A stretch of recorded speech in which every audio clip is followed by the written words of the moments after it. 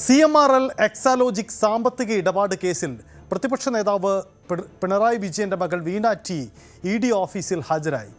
വീണയെ ഇനി ED ഉദ്യോഗസ്ഥർ ചോദ്യം ചെയ്യുകയാണ്.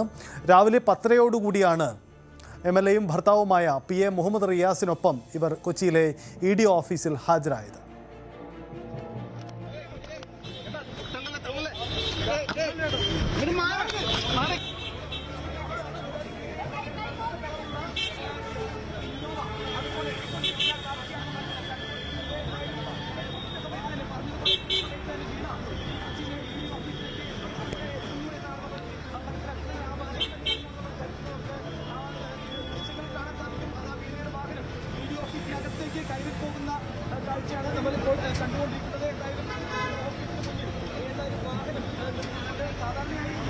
ഡാനി ഇപ്പോൾ ചേരുന്നു. ഡാനി, 10:30 ആരംഭിച്ച ചോദ്യം ചെയ്യലാണ്.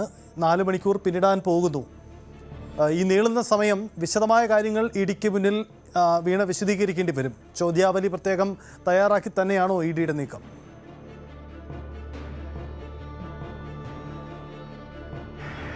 സജിത്ത്, ഈ സമയം എത്തുമ്പോഴേക്കും EDയുടെ ഒരു ചോദ്യം ചെയ്യൽ രീതി ശൈലി എന്നെല്ലാം പറയുന്നത് എഴുതി തയ്യാറാക്കിയ ആ ചോദ്യാവലിക്ക് എഴുതി തന്നെ മറുപടി നൽകി പോവുക എന്ന രീതി തന്നെയാണ്. അതായത് ചോദ്യം ചെയ്യുക, അത് കൃത്യമായ രീതിയിൽ തന്നെ അത് എഴുതി വാങ്ങിക്കുക, എന്താണ് മറുപടി ഇത് സംബന്ധിച്ചെന്നുള്ള കാര്യങ്ങൾ എഴുതി വാങ്ങിക്കുക, പിന്നീട് അതുമായി ബന്ധപ്പെട്ടുള്ള കാര്യങ്ങൾക്ക് ചോദിച്ചു മനസ്സിലാക്കുക എന്ന രീതിയിലുള്ള ആ ഒരു ശൈലിയാണ്. അതുകൊണ്ട് തന്നെയാണ് കഴിഞ്ഞ തവണ ഹാജരാകാനായിട്ട് നോട്ടീസ് അയക്കുമ്പോഴേക്കും ഇതുമായി ബന്ധപ്പെട്ടുകൊണ്ടുള്ള ഒരു ചോദ്യാവലി തയ്യാറായി എന്ന വാർത്തകളെല്ലാം തന്നെ അതിനെ അടിസ്ഥാനപ്പെടുത്തിക്കൊണ്ട് തന്നെയാണ്. അപ്പോൾ വിശദമായി പല കാര്യങ്ങൾ സംബന്ധിച്ച ഇതിൽ ഏറ്റവും കാതലായ ഭാഗമെന്ന് പറയുന്നത് ഈ 2,78,00,000 രൂപ എന്താണ് ഇതിൽ, ഏത് സേവനത്തിനാണ് ഈ ഒരു തുക വന്നത് എന്നതടക്കമുള്ള കാര്യങ്ങളിൽ ഒരു വ്യക്തത വേണം.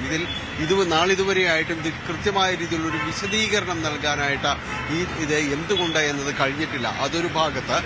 മറ്റൊന്ന്, ഇവരുടെ CMRL തന്നെ അവരുടെ തന്നെ ഒരു ഉപകമ്പനിയാണ് സാമ്പത്തിക കാര്യങ്ങൾക്ക് സഹായം നൽകുക, വായ്പ നൽകുന്നത് അടിസ്ഥാനത്തിൽ ഇവർക്ക് നിരവധിയായ കമ്പനികൾ രൂപീകരിച്ചിട്ടുണ്ട് CMRL അധിഷ്ഠിതമായിട്ട്. അപ്പോൾ അവരുടെ തന്നെ കമ്പനികൾക്ക് വായ്പ നൽകുന്ന രീതികൾ വലിയ കോർപ്പറേറ്റ് സ്ഥാപനങ്ങൾ ചെയ്യുന്ന രീതി തന്നെ അനുവർത്തിക്കുന്നുണ്ട്. അപ്പോൾ അവരുടെ എംപവർ ഇന്ത്യ കമ്പനി എന്ന് പറയുന്ന ആ സ്ഥാപനം ധനകാര്യ സ്ഥാപനം തന്നെയാണ് അവരുടെ തന്നെ സ്ഥാപനത്തിൽ നിന്ന് വീണ ടിക്ക് ലോൺ അനുവദിച്ചിട്ടുണ്ട്, വായ്പ അനുവദിച്ചിട്ടുണ്ട്. 25 ലക്ഷം രൂപ ആദ്യഘട്ടത്തിൽ അനുവദിച്ചിരുന്നു.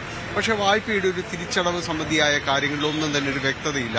അങ്ങനെയിരിക്കെ വീണ്ടും 25 ലക്ഷം രൂപ കൂടി അനുവദിച്ചു. അങ്ങനെ ആകെ 50 ലക്ഷം രൂപ അതിൽ നിന്നും കൈപ്പറ്റിയിട്ടുണ്ട്. അപ്പോൾ ഈ തുകകളെല്ലാം എന്തിനാണ്, എങ്ങനെയാണ്, ഈ സേവനത്തിന് വലിയ സേവനമൊന്നും ഇവർ ചെയ്തിട്ടില്ല എന്നതടക്കമുള്ള കാര്യങ്ങൾ പറയുമ്പോൾ നേരത്തെ ഇതുമായി ബന്ധപ്പെട്ടുള്ള ഓഡിറ്റിംഗിൽ ഇവരുടെ CMRL ഉദ്യോഗസ്ഥർ തന്നെ മൊഴി നൽകിയിട്ടുണ്ട്. ഇതിൽ ആവശ്യമായ സേവനങ്ങൾ ഇവരുടെ ഭാഗത്ത് നിന്ന് ലഭ്യമായിരുന്നില്ല എന്ന ഒരു വരിയുണ്ട്. ആ വരിയിൽ നിന്നാണ് പിന്നീട് ഈ കേസുകളിലേക്ക് അടക്കം ആ കാര്യങ്ങൾ നീളുന്നത്. അപ്പോൾ അങ്ങനെ ഒരു മൊഴിയും കാര്യങ്ങളും എല്ലാം ഇരിക്കെ തന്നെ പിന്നെ എന്തുകൊണ്ടാണ് ഇത്രയധികം തുക ഇവർക്ക് നൽകേണ്ടി വന്നത് എന്നതടക്കമുള്ള കാര്യങ്ങൾ, അവിടെയാണ് ഇതിൽ ഒരു അഴിമതി നടന്നിട്ടുണ്ട് എന്നതടക്കമുള്ള ചോദ്യങ്ങൾ ഉയരുകയും ചെയ്യുന്നത്. അവിടെയാണ് നേരത്തെ ED അന്വേഷിക്കുമ്പോൾ എല്ലാം തന്നെ വന്നത് ഇത് വീണ തന്നെ കൈപ്പറ്റിയതാണോ, വീണയ്ക്ക് വേണ്ടി തന്നെയാണോ എന്നതടക്കമുള്ള സംശയങ്ങൾ ഉയരുകയും ചെയ്തത് പല കാര്യങ്ങളും വന്നത്. അപ്പോൾ ഇതിനെല്ലാം ഒരു കൃത്യമായ ഉത്തരങ്ങൾ വേണം, കൃത്യമായ ഒരു വ്യക്തത വേണം. അതുകൊണ്ട് തന്നെയാണ് ചോദ്യം ചെയ്യലിനടക്കം നോട്ടീസ് അയച്ചത്. സജിത്ത്, ഈ കഴിഞ്ഞ ദിവസങ്ങളത്ര, അതായത് ഇന്നലെകൾ തിങ്കൾ ചൊവ്വ ദിവസങ്ങളിലായിട്ടുണ്ടായിരുന്ന CMRL ഉദ്യോഗസ്ഥർ, ഏറ്റവും മുതിർന്ന ഉദ്യോഗസ്ഥർ തന്നെ ഇവിടേക്ക് വന്നു. അതോടൊപ്പം തന്നെ ഡയറക്ടർ ബോർഡിലുള്ള ശശിധരൻ കർത്തയുടെ ഭാര്യ ജയ കർത്ത വന്നു, മകൾ ഷിബി കർത്ത വന്നു. ഒപ്പം അവർ ജോയിന്റ് MDയും അതോടൊപ്പം തന്നെ ശശിധരൻ കർത്തയുടെ മകനുമായ ശരണസ് കർത്ത, പിന്നെ ഫിനാൻസ് വിഭാഗത്തിലെ ഉയർന്ന ഉദ്യോഗസ്ഥർ, ഇവരെല്ലാം തന്നെ ഈ 2 ദിവസങ്ങളിലായിട്ട് ഇവിടെ ഹാജരാകുകയും മണിക്കൂറുകളോളം അവരെ ചോദ്യം ചെയ്യുകയും എല്ലാം തന്നെ ചെയ്തിട്ടുണ്ട്. അപ്പോൾ അവരിൽ നിന്ന് EDക്ക് ചോദിച്ചറിയേണ്ടതെല്ലാം തന്നെ ഈ തുകകൾ, വൻ തുകകൾ എന്തിന്റെ അടിസ്ഥാനത്തിൽ ഇവർക്ക് കൈമാറി, ഏത് സേവനങ്ങൾ നൽകിയിട്ടുണ്ട്, എങ്കിൽ അത് എന്താണ് എന്നതാണ് പ്രധാനമായ ചോദ്യങ്ങൾ. അതിൽ കൃത്യമായ ഒരു ഉത്തരമില്ലെങ്കിൽ പിന്നീട് വീണയിലേക്ക് പോകുമ്പോൾ ഈ തുക ഉപയോഗിച്ച് എങ്ങനെയാണ് ഇവർ ഈ ഒരു ആസ്തി വികസനം അടക്കമുള്ള കാര്യങ്ങൾ ചെയ്തിട്ടുണ്ടോ, മറ്റു സ്വത്തുക്കൾ സമാഹരിച്ചിട്ടുണ്ടോ എന്നതടക്കമുള്ള ചോദ്യങ്ങൾ വരും. അതിനടക്കം ഉത്തരം നൽകേണ്ടതുണ്ട്. ഈ PMLA ആക്ട് പ്രകാരം കള്ളപ്പണം നിരോധന നിയമപ്രകാരമാണ് ഈ കേസ് ED ഇതിലേക്ക് കടക്കുന്നത്. അപ്പോൾ അതിനൊരു വ്യക്തമായ ഉത്തരമില്ല എങ്കിൽ EDയുടെ ഒരു നടപടി എന്ന് പറയുന്നത് ഈ തുക ഉപയോഗിച്ച് വാങ്ങിയിട്ടുള്ള ആസ്തികൾ ഇത് മരവിപ്പിക്കുക എന്നതാണ്.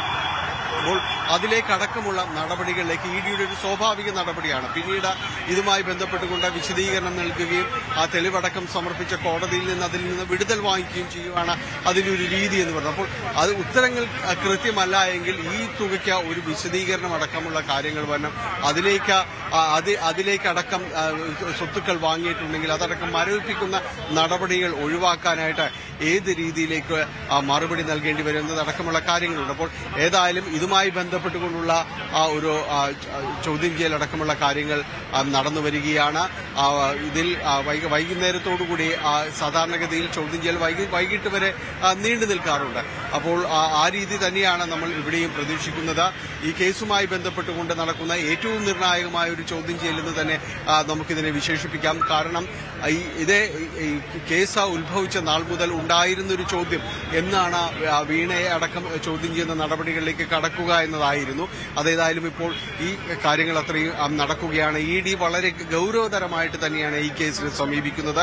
അത് മാത്രവുമല്ല, ഈ കേസുമായി ബന്ധപ്പെട്ടുകൊണ്ട് ED നടത്തിയ പരിശോധനയ്ക്കെതിരെ അതിശക്തമായ രീതിയിലുള്ള പ്രതിഷേധ നടപടികൾ ഉണ്ടാകുകയും ED ഉദ്യോഗസ്ഥർ ആക്രമിക്കപ്പെടുകയും ചെയ്യുന്ന ഘട്ടങ്ങൾ ഉണ്ടായിട്ടുണ്ട്. ആ കേസിലടക്കം കക്ഷി ചേരാനാണ് ED തയ്യാറെടുക്കുന്നത്. ആ ഒരു ഘട്ടത്തിൽ തന്നെയാണ് ഇപ്പോൾ വീണയുടെ ചോദ്യം ചെയ്യലടക്കം നടക്കുന്നത്. ഈ കേസിലെ നിർണായകമായ വിവരങ്ങൾ EDക്ക് ഏറ്റവും ആവശ്യമെന്ന് പറയുന്നത് ഈ തുക എന്തിന് കൈപ്പറ്റി, എന്ത് സേവനം നൽകിയിട്ടുണ്ട് എന്നതടക്കമുള്ള കാര്യങ്ങളുള്ള വിശദീകരണമാണ്. എന്തായാലും വീണ അതിന് എന്തുത്തരമാണ് നൽകുന്നത് എന്നതാണ് ഇതിൽ ഏറ്റവും സങ്കീർണമായതും ഏറ്റവും ഗൌരവതരമായതും. ഇതിൽ കൂടുതൽ വിശദീകരണങ്ങൾ ആവശ്യമുണ്ടെങ്കിൽ സ്വാഭാവികമായും ഇനിയും വിളിപ്പിക്കാനുള്ള സാധ്യതകൾ അടക്കമുണ്ട് നിലനിൽക്കുന്നുണ്ട്. കാരണം ഉത്തരങ്ങൾ കൃത്യമല്ല, അല്ലെങ്കിൽ കൂടുതൽ വിശദീകരണങ്ങൾ ആവശ്യമുണ്ടെങ്കിൽ വീണ്ടും ചോദ്യം ചെയ്യലിന് നോട്ടീസ് അയക്കുന്നതടക്കമുള്ള കാര്യങ്ങളുണ്ടാകാം. ഏതായാലും വീണയോട് ഇന്ന് ബാങ്ക് ഇടപാടുകൾ സംബന്ധിയായ കാര്യങ്ങൾ അടക്കമുള്ള രേഖകൾ ഹാജരാക്കണമെന്ന് നേരത്തെ തന്നെ ആവശ്യപ്പെട്ടിരുന്നു. ഒപ്പം ഈ വീണയുടെ 3 അക്കൗണ്ടുകൾ മരവിപ്പിച്ചിട്ടുണ്ടായിരുന്നു. ഇതുമായി ബന്ധപ്പെട്ടുകൊണ്ടുള്ള രേഖകളടക്കം ഹാജരാക്കേണ്ടതുണ്ട്. അങ്ങനെ ED ആവശ്യപ്പെട്ട രേഖകളുടെ വിശദമായ രീതിയിലുള്ള പരിശോധനകളടക്കം നടക്കുന്നുണ്ട്. അതോടൊപ്പം തന്നെയാണ് ഈ ചോദ്യാവലി, വിശദമായ ഒരു ചോദ്യാവലിക്ക് വീണ ടി ഉത്തരം എഴുതി തന്നെ നൽകേണ്ടതുണ്ട്. അതിനുശേഷമായിരിക്കും ഇതുമായി ബന്ധപ്പെട്ടുകൊണ്ട് EDക്ക് മറ്റ് കൂടുതൽ കാര്യങ്ങൾ അറിയണമെങ്കിൽ അത് ചോദിക്കുക. അതൊരുപക്ഷെ ഇന്ന് തന്നെ ആകണമെന്നില്ല, മറ്റൊരു ദിവസത്തേക്ക് നോട്ടീസ് നൽകി വിളിപ്പിക്കാനുള്ള സാധ്യതയും നിലനിൽക്കുന്നുണ്ട്. സജിത്ത്, യെസ്, അതാണ് സാഹചര്യം. എന്തായാലും വീണ്ടും വിളിപ്പിക്കുന്ന ഉറപ്പാണ്. ഡാനി, ഒരു കാര്യം കൂടി, രാവിലെ മുഹമ്മദ് റിയാസിനൊപ്പമാണ് എത്തിയത്. നമ്മൾ കണ്ടതാണ് പിണറായി വിജയൻ്റെ വീട്ടിൽ ED സംഘം തിരുവനന്തപുരത്ത് വന്നപ്പോൾ കണ്ട ഒരു വലിയ ആൾക്കൂട്ടം കണ്ടതാണ്. ഇപ്പോൾ അവിടുത്തെ സാഹചര്യം എന്താണ്? സുരക്ഷ, സംസ്ഥാന പോലീസുണ്ടോ, കേന്ദ്രസേനയുണ്ട്, മറ്റാൾക്കൂട്ടം, എന്താണ് അവിടുത്തെ ഒരു ആംബിയൻസ്? എന്താണ് ഈ ചോദ്യം ചെയ്യൽ പുരോഗമിക്കുന്ന സമയത്തും?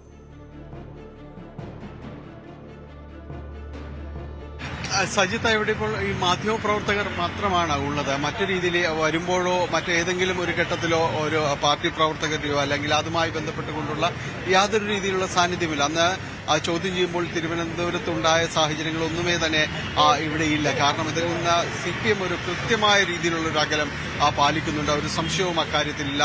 പോലീസിന്റെ ബാരിക്കേഡുകളുണ്ട്. കാരണം അത് നേരത്തെ ഉണ്ടായ പ്രതിഷേധ സാഹചര്യവും എല്ലാം തന്നെ സുരക്ഷാ ക്രമീകരണങ്ങളുടെ ഭാഗമായിട്ട് കണക്കിലെടുത്തുകൊണ്ട് തന്നെയാണ് അതുണ്ടായിരിക്കുന്നത്. ബാരിക്കേഡുകളുണ്ട്. കേരള പോലീസ് കുറച്ച് പോലീസ് ഉദ്യോഗസ്ഥരടക്കം ഇവിടെയുണ്ട്. അത് ഇന്നലെയും ഇന്നുമായിട്ട് ഈ ദിവസങ്ങളിൽ ഇവിടെയുണ്ട്. EDക്ക് അകത്തെ ഒരു സുരക്ഷാ കാര്യങ്ങൾ എന്ന് പറയുന്നത് CRPFന്റെ നേതൃത്വത്തിൽ തന്നെയാണ്. അത് സാധാരണ രീതിയിലുള്ളതുപോലെ തന്നെയാണ്. മറ്റ് ഒരു വിശേഷ സാഹചര്യങ്ങളൊന്നും തന്നെയില്ല. ഉള്ളത് ഈ ഒരു പോലീസ് പിക്കറ്റിങ്ങും അതോടൊപ്പം തന്നെ കുറച്ച് പോലീസ് ഉദ്യോഗസ്ഥരെയും ഇവിടെ നിയോഗിച്ചിട്ടുണ്ട് എന്നതാണ്.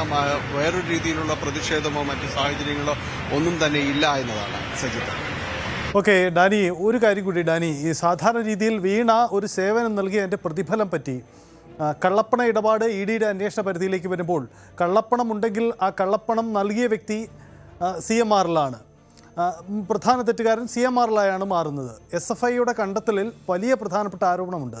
അതിൽ ഈ പണ ഇടപാടിൽ സേവനം നൽകിയിട്ടില്ല എന്ന കണ്ടെത്തൽ കൂടി SFIO നടത്തിയിട്ടുണ്ട്. EDയുടെ അന്വേഷണത്തിലേക്ക് കള്ളപ്പണ വിഷയം മാത്രമാണ് വരുമ്പോൾ EDയുടെ അന്വേഷണത്തിലേക്ക് എത്ര കണ്ട് അത് എത്ര വലിയൊരു കുരുക്കായി വീണയ്ക്ക് മാറാനുള്ള സാധ്യതയുണ്ട്. മറിച്ച് കള്ളപ്പണം വിഷയത്തിലേക്ക് മാത്രമാണ് അന്വേഷണം നടക്കുന്നതെങ്കിൽ SFIO കണ്ടെത്തിയ പോലെ ഗുരുതരമായ കണ്ടെത്തലുകൾ വീണയ്ക്കെതിരെ ED കണ്ടെത്താനുള്ള സാധ്യതയുണ്ടോ?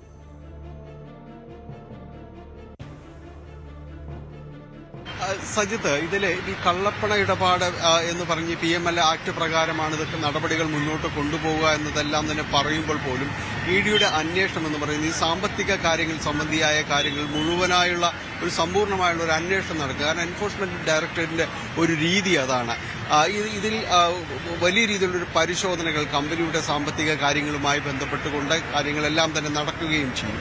ഇതിൽ SFIO കുറ്റപത്രത്തിൽ കൃത്യമായ രീതിയിലുള്ള കാര്യങ്ങൾ പറഞ്ഞിട്ടുണ്ട്. കാരണം ഇത് ഏത് രീതിയിൽ വന്നിരിക്കുന്ന പണം എന്നത്, ഇത് ഒരു നൽകാത്ത സേവനത്തിന് വന്നിരിക്കുന്ന പണമാണ് എന്നത് കാര്യങ്ങളടക്കം അതിൽ വന്നിട്ടുണ്ട്. SFIO അന്വേഷണത്തിൽ കമ്പനി ആക്ട് പ്രകാരം ഇതിൽ ഒരു അതിന്റെ പരിധിക്കുള്ളിൽ നിന്നല്ലാതെ ചെലവഴിക്കപ്പെടുന്ന ഏത് പണവും ഈ രീതിയിലേക്ക് നിർവചിക്കപ്പെടാനുള്ള മുഴുവൻ സാധ്യതയുമുണ്ട്. അതുകൊണ്ട് തന്നെയാണ് SFIO കുറ്റപത്രത്തിൽ അത്തരം കാര്യങ്ങൾ പരാമർശിക്കപ്പെടുകയും എല്ലാം തന്നെ ചെയ്തിട്ടുണ്ട്.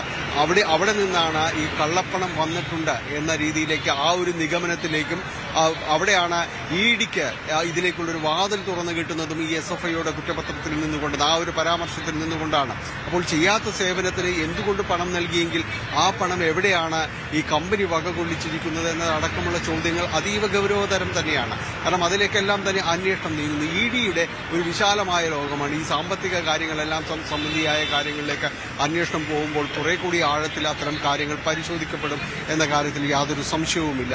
അങ്ങനെയെങ്കിൽ ഈ കാര്യങ്ങൾക്കെല്ലാം, ഈ ചെയ്യാത്ത സേവനങ്ങൾക്ക് ഇത്ര കണ്ട് വലിയ തുക എങ്ങനെ നൽകി എന്നതടക്കമുള്ള കാര്യങ്ങൾ വരും. അങ്ങനെ അതാണെങ്കിൽ ഈ കമ്പനി നേരത്തെ സജിത്ത് സൂചിപ്പിച്ചതുപോലെ ഈ കള്ളപ്പണമാണ് എന്ന രീതിയിലേക്കല്ല, ചെയ്യാത്ത സേവനത്തിന് അക്കൗണ്ടബിൾ അല്ലാത്തൊരു പണം കൈമാറിയിട്ടുണ്ടെങ്കിൽ അത് എങ്ങനെയാണ് അത് സമാഹരിച്ചിട്ടുള്ളത്, അത് ഏത് രീതിയിലേക്ക് വരുന്നു, അത് മാത്രവുമല്ല അതുകൊണ്ട് ആ പണം കൊണ്ട് ഏതെങ്കിലും സ്വത്ത് മറ്റ് ആസ്തികൾ സമാഹരിച്ചിട്ടുണ്ടെങ്കിൽ ഇതെല്ലാം ഇതിലേക്ക് വരുന്നൊരു കാര്യമാണ്.